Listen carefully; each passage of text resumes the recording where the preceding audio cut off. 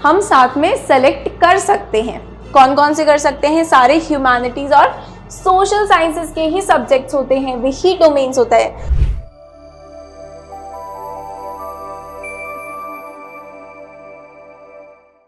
Hello everyone, welcome back to Unimonks. मैं हूँ जानवी।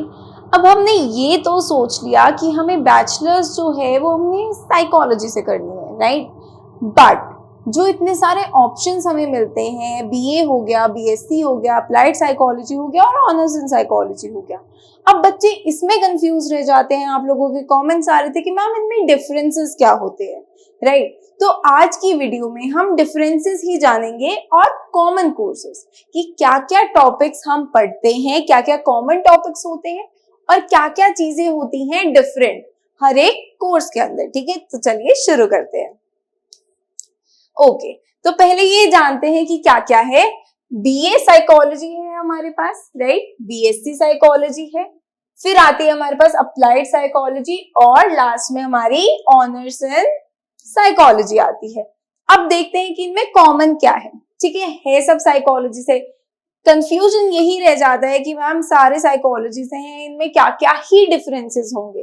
ठीक है, क्या क्या ही अलग हो सकता है, तो वही देखते हैं कि क्या अलग होता है। तो पहले अलग देखने से पहले हम कॉमन जान लेते हैं कि क्या क्या चीजें सेम रहती हैं, सिमिलैरिटीज क्या क्या है। Introduction to psychology. इंट्रोडक्शन क्यों है स्टार्टिंग में? क्योंकि काफी बच्चे क्या करते हैं कि उनके पास 11th-12th में साइकोलॉजी होती नहीं है, राइट? उसके बाद उनका माइंड चेंज हो जाता है कि भाई हमें तो साइकोलॉजी से बैचलर्स करनी है, तो उनको क्या है एक इंट्रोडक्शन मिल जाए, छोटा सा बेसिक्स पता चल जाए साइकोलॉजी के बारे में कि साइकोलॉजी एक्चुअल में है क्या। और जिनके पास होती भी है 11th-12th में वो भूल जाते हैं, है ना? तो इंट्रोडक्शन टू साइकोलॉजी है आएगा हमारे पास रिसर्च एंड स्टैटिस्टिक्स। अब भैया जिनको मैथ्स नहीं पसंद, ठीक है, थोड़ी सी मैथ्स के लिए तो तैयार हो जाओ, क्योंकि it's a part of our journey. क्योंकि अगर आप साइकोलॉजी पढ़ रहे हो भाई, स्टैट्स तो आपको करना ही पड़ेगा। और मजेदार होता है, एकदम घबराने वाली कोई बात नहीं होती इसमें। पढ़ते पढ़ते पढ़ते पढ़ते एकदम से आ ही जाता है, इंटरेस्ट अपने आप डेवलप हो जाता है। ठीक है, नेक्स्ट आता है डेवलपमेंटल साइकोलॉजी। क्या आता है? डेवलपमेंटल साइकोलॉजी आता है। फिर हमारे बायोलॉजिकल बेसिस ऑफ बिहेवियर आता है कि बायोलॉजिकल एस्पेक्ट्स का क्या रोल होता है हमारे पास साइकोलॉजी में, किसमें? हमारे बिहेवियर के अंदर, राइट? फिर हमारा कॉग्निटिव साइकोलॉजी आ जाता है, जिसमें हम किसकी बात करते हैं? अपने थॉट प्रोसेस की बात करते हैं, राइट? उसके बाद हमारा सोशल साइकोलॉजी आ जाता है कि सोसाइटी से क्या इम्पैक्ट पड़ता है हमारी साइकोलॉजी पे, या फिर सोशल कॉग्निशंस, हमारे एटीट्यूड्स, ह्यूरिस्टिक्स किस में आ जाते हैं? सारे सोशल साइकोलॉजी में हमें पढ़ने को मिलते हैं। फिर हमारा एबनॉर्मल साइकोलॉजी आ जाता है हमारे डिसऑर्डर्स के बारे में। ठीक है, हमने चैप्टर नंबर 12 क्लास 12th में हमारा एबनॉर्मल साइकोलॉजी आ जाता है किसके बारे में? हमारे डिसऑर्डर्स के बारे में, राइट? डिसऑर्डर्स हमने किस में पढ़े थे? चैप्टर 4 में, क्लास 12th में पढ़े थे हमारे साइकोलॉजिकल डिसऑर्डर्स। सो एबनॉर्मल साइकोलॉजी में हम क्या पढ़ते हैं? अपने साइकोलॉजिकल डिसऑर्डर्स के बारे में पढ़ते हैं। Health psychology. हेल्थ साइकोलॉजी में हमें बताया जाता है कि हमारी फिजिकल हेल्थ और हमारी मेंटल हेल्थ किस तरीके से इंटरलिंक्ड होती है, राइट? ओके, फिर आता है हमारा साइकोलॉजिकल टेस्टिंग एंड असेसमेंट। अब साइकोलॉजिकल टेस्टिंग एंड असेसमेंट्स में हमें ये पता है, आप कोई भी डिग्री कर लो, ठीक है, कोई सा भी कोर्स कर लो साइकोलॉजी में, पर आपको टेस्टिंग और असेसमेंट्स तो करने ही पड़ते हैं। फिर एक सोचा है ना, हमने मीम्स भी देखे होंगे कि कैसे सब्जेक्ट्स के पीछे भागते हैं स्टूडेंट्स, राइट? कि प्लीज मेरा सब्जेक्ट बन जाओ, प्लीज मेरा सब्जेक्ट बन जाओ। क्यों? टेस्टिंग के लिए, असेसमेंट्स के लिए। ठीक है, चलो भाई, अब हमने ये तो देख लिया क्या क्या चीजें कॉमन होती हैं। अब हम देखते हैं कि क्या क्या डिफरेंसेस होते हैं। हर एक कोर्स जो है वो सारी कॉमन चीजें तो इंक्लूड करता ही है, उसके साथ क्या क्या चीजें उसकी स्पेशलिटीज होती हैं, राइट? तो अभी बीए साइकोलॉजी आ गया हमारे पास, बैचलर्स ऑफ आर्ट साइकोलॉजी।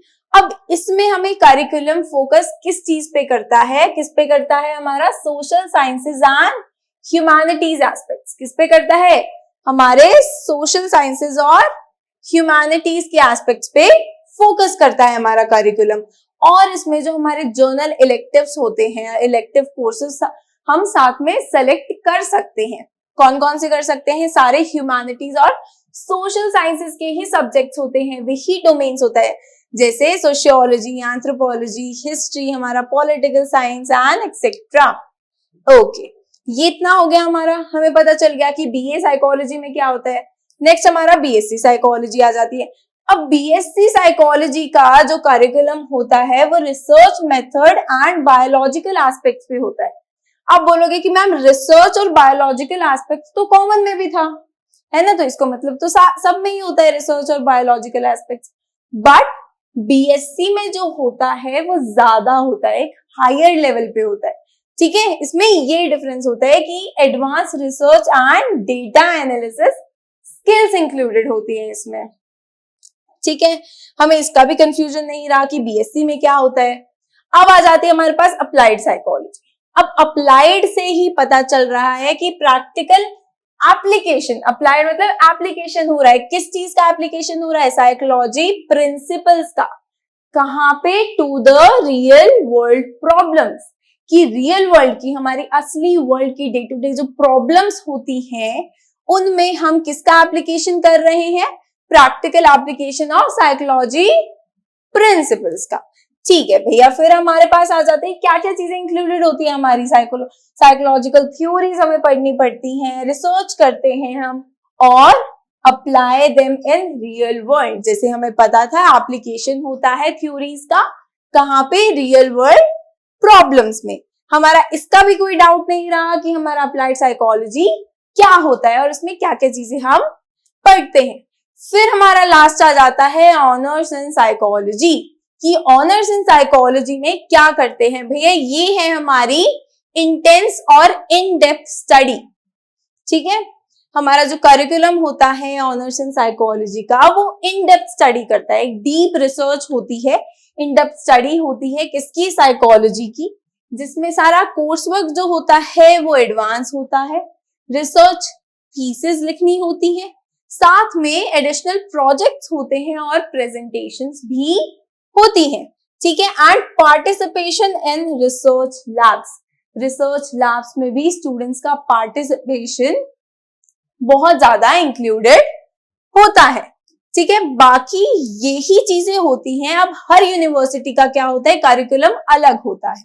ठीक है, कॉमन चीजें तो होती ही होती हैं और इन चीजों पे जो है वो ज्यादा फोकस करते हैं, बट आपको क्या काम करना है कि पहले जाके उसकी सिलेबस को भी गो थ्रू करना होता है।